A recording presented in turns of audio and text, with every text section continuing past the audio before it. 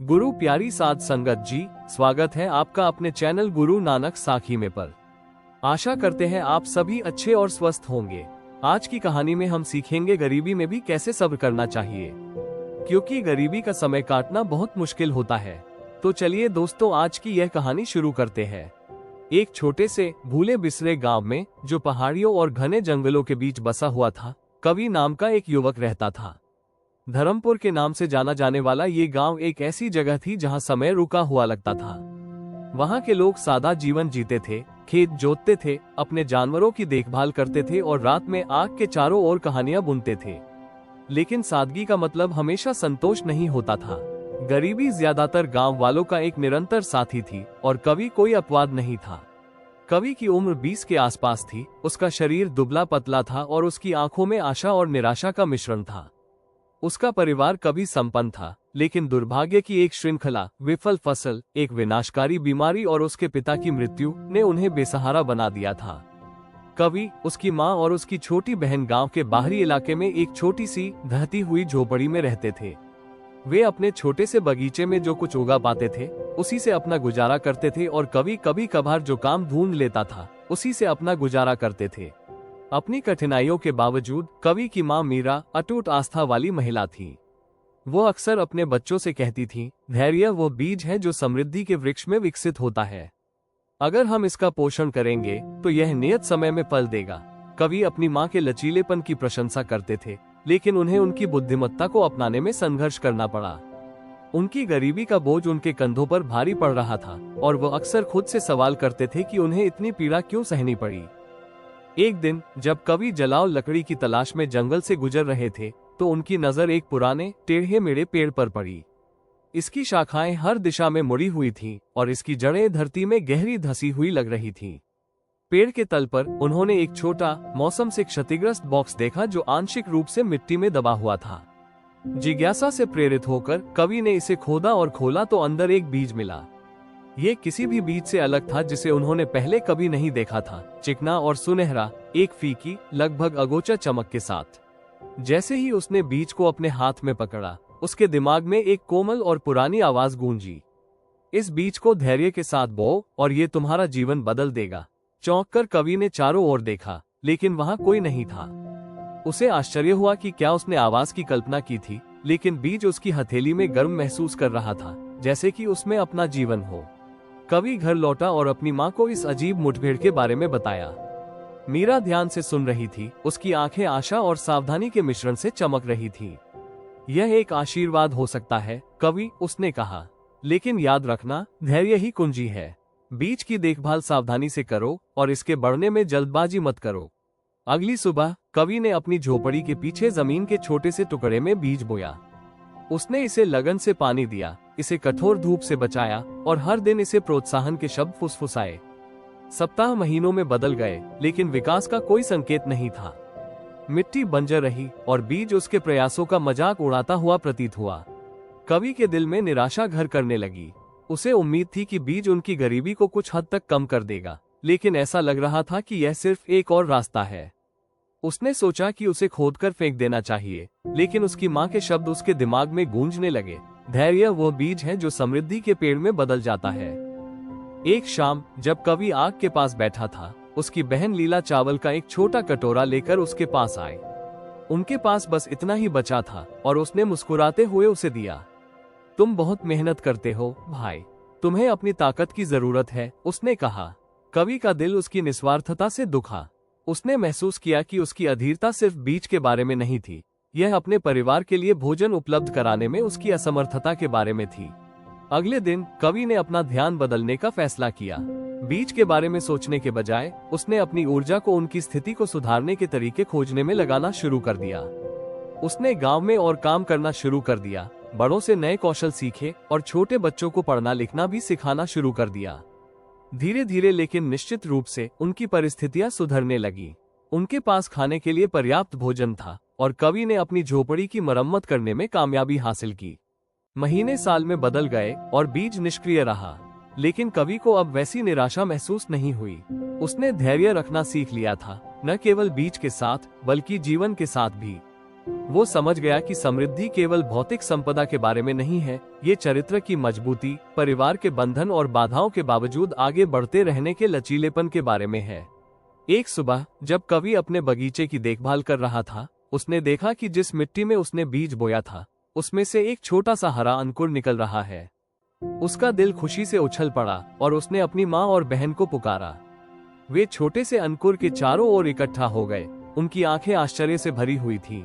अगले कुछ हफ्तों में अंकुर एक पौधे में बदल गया और फिर एक छोटे पेड़ में। इसकी पत्तियां जीवंत हरे रंग की थीं और इसकी शाखाएं इस तरह फैली हुई थी मानो आकाश को गले लगा रही हों।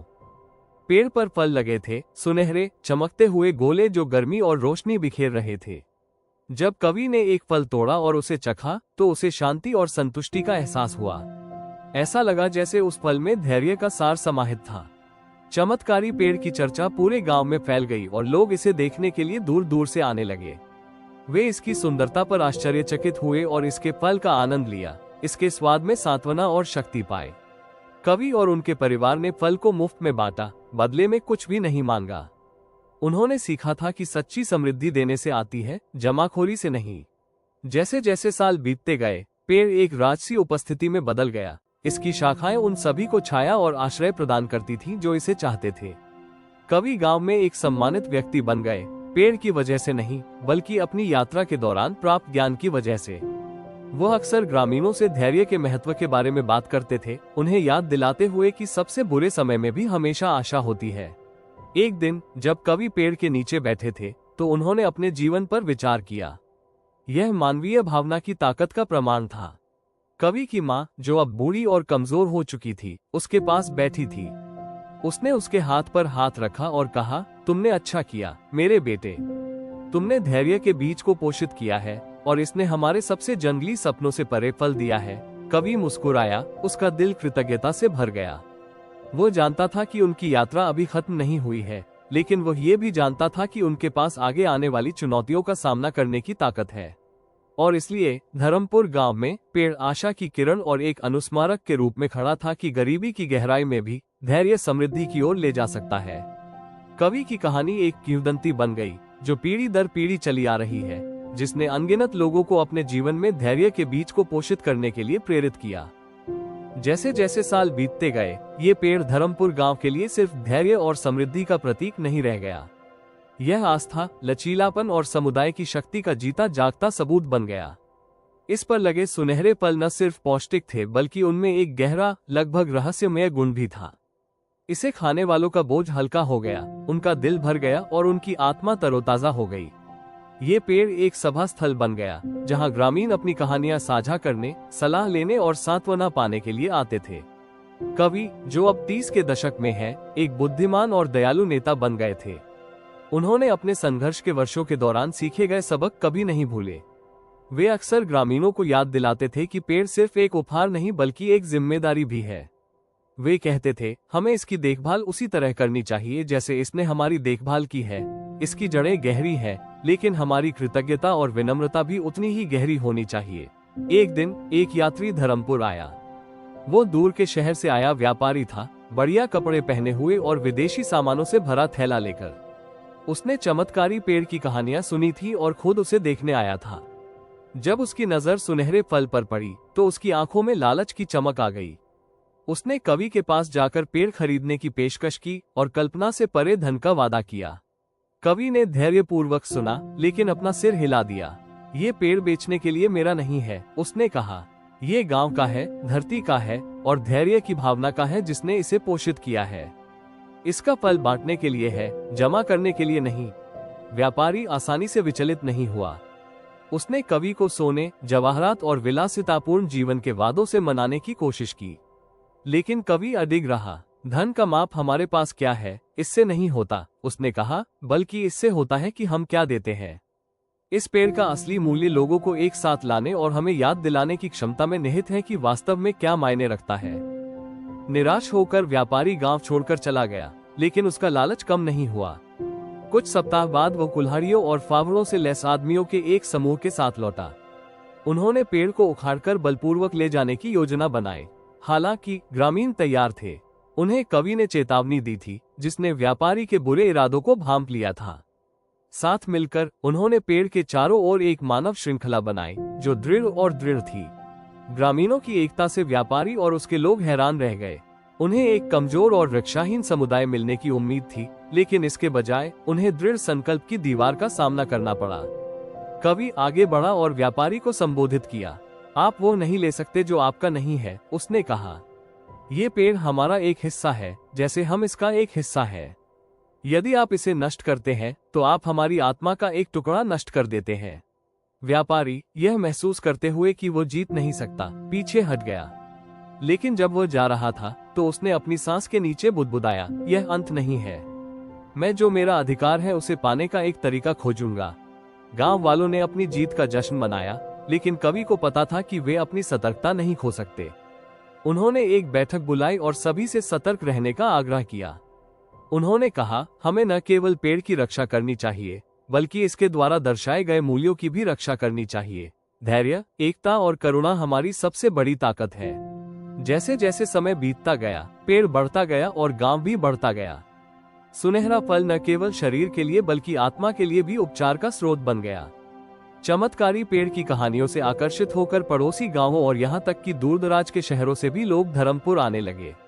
वे अपनी परेशानियों के साथ आए और नई उम्मीद के साथ वापस गए। ऐसी ही एक आगंतुक अंजलि नाम की एक बुजुर्ग महिला थी। वह अपने बीमार पोते को गोद में लेकर कई दिनों तक यात्रा कर चुकी थी। रोहन नाम का लड़का एक रहस्यमय बीमारी से ग्रस्त था, जिसका कोई इलाज नहीं कर सकता था। हताश अंजलि ने पेड़ और उसके उपचारकारी फल के बारे में सुना था और धर्मपुर की यात्रा की थी। कवि ने उनका खुले दिल से स्वागत किया। वो उन्हें पेड़ के पास ले गया और एक सुनहरा फल तोड़कर रोहन को दिया। लड़के ने उसे धीरे धीरे खाया और जैसे ही उसने खाया, उसके शरीर में एक गर्म चमक फैल गई। उसके पीले गालों पर फिर से रंग आ गया और उसके कमजोर अंग मजबूत हो गए। अगली सुबह तक रोहन किसी भी स्वस्थ बच्चे की तरह दौड़ने और खेलने लगा। अंजलि खुशी और कृतज्ञता के आंसू रो पड़ी। तुमने मेरे पोते को बचा लिया, उसने कवि से कहा। मैं तुम्हारा एहसान कैसे चुका सकती हूँ? कवि ने धीरे से मुस्कुराया। बदले की कोई जरूरत नहीं है, उसने कहा। पेड़ का फल एक उपहार है और उपहार बांटने के लिए होते हैं। इस अनुभव को अपने साथ ले जाएं और जहां भी जाएं धैर्य और करुणा का संदेश फैलाएं। अंजलि और रोहन कुछ दिनों तक गांव में रहे और उस दौरान वे समुदाय का हिस्सा बन गए। अंजलि ने अपनी बुद्धि और कहानियां साझा की, जबकि रोहन गांव के बच्चों के साथ खेलता रहा। जब उनके जाने का समय आया तो पूरा गांव उन्हें विदाई देने के लिए इकट्ठा हुआ। कवि ने उन्हें पेड़ के बीजों से भरी एक छोटी थैली दी। उन्होंने कहा, जहां भी जाओ इन्हें लगाओ, इन्हें धैर्य की शक्ति और समुदाय की ताकत की याद दिलाओ। अंजलि और रोहन अपने गांव वापस लौट रहे थे। उन्होंने रास्ते में बीज बोए। हर बीज ने जड़ पकड़ी और एक पेड़ बन गया, जिस पर एक ही सुनहरा फल लगा। समय के साथ इन पेड़ों का एक जाल पूरे देश में फैल गया, जिनमें से हर एक आशा और उपचार की किरण था। धर्मपुर वापस आकर कवि ने मूल पेड़ की देखभाल जारी रखी, जो अब एक विशाल विशालकाय पेड़ बन गया था, जिसकी शाखाएं आसमान को छूती हुई लगती थी। वो अक्सर उसके नीचे बैठकर उस यात्रा के बारे में सोचता था जिसने उसे इस मुकाम तक पहुंचाया था। वो गरीबी और निराशा के दिनों, संदेह और हताशा के क्षणों और रास्ते में सीखे गए सबक के बारे में सोचता था। तुमने अच्छा किया मेरे बेटे, उसने कहा। उसकी आवाज नर्म लेकिन गर्व से भरी हुई थी। तुमने धैर्य के बीज को पोषित किया है और यह एक खूबसूरत चीज में विकसित हुआ है। लेकिन याद रखना, यात्रा यही समाप्त नहीं होती। हमेशा चुनौतियां होंगी और हमेशा ऐसे लोग होंगे जो वह लेना चाहेंगे जो उनका नहीं है। तुम्हें दृढ़ रहना चाहिए और जो हमने बनाया है उसकी रक्षा करनी चाहिए। कवि ने सिर हिलाया। उसका दिल कृतज्ञता और दृढ़ संकल्प से भर गया। मैं करूंगा माँ, उसने कहा। मैं इस पेड़ और इसके मूल्यों का पोषण करना जारी रखूंगा और मैं दूसरों को भी ऐसा करना सिखाऊंगा। मीरा मुस्कुराई और उसके गाल पर हाथ रखा।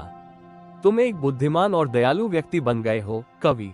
मुझे तुम पर गर्व है और मुझे पता है कि तुम्हारे पिता को भी गर्व होगा। जैसे ही रात के आसमान में तारे टिमटिमाने लगे, कवि और उसकी माँ चुपचाप बैठ गए। पेड़ की शाखाएं हवा में धीरे धीरे हिल रही थी। ये शांति और चिंतन का क्षण था, जो उनके द्वारा की गई यात्रा और आगे के रास्ते की याद दिलाता था। इसके बाद के वर्षों में कवि युवा पीढ़ी के लिए एक मार्गदर्शक बन गए। उन्होंने उन्हें धैर्य, एकता और करुणा का महत्व सिखाया। उन्होंने बीज और पेड़ की कहानी साझा की, जिससे उन्हें अपने धैर्य के बीजों को पोषित करने और जीवन की चुनौतियों का सामना दृढ़ता और आशा के साथ करने की प्रेरणा मिली। धर्मपुर गांव सिर्फ पेड़ की वजह से ही नहीं बल्कि उसके द्वारा दर्शाए गए मूल्यों की वजह से भी पलता फूलता रहा। सुनहरा फल उपचार और पोषण का स्रोत बना रहा, लेकिन ये समुदाय की भावना ही थी जिसने उन्हें वास्तव में बनाए रखा। और इसलिए धैर्य का बीज जो कवि ने इतने साल पहले बोया था, बढ़ता रहा, इसकी जड़ें धरती में गहराई तक पहुंचती रहीं और इसकी शाखाएं अनगिनत लोगों के जीवन को छूने के लिए फैलती रहीं। यह एक अनुस्मारक था कि गरीबी और प्रतिकूलता के बावजूद हमेशा आशा होती है और धैर्य और दृढ़ता के साथ हम किसी भी बाधा को पार कर सकते हैं और बेहतर भविष्य बना सकते हैं। गुरु प्यारी साध संगत जी, आशा करते हैं आज की यह कहानी आपको पसंद आई होगी और अपने कुछ नया सीखा होगा। अगर कहानी पसंद आई हो तो वीडियो को लाइक और चैनल को सब्सक्राइब करना मत भूलना। धन्यवाद दोस्तों।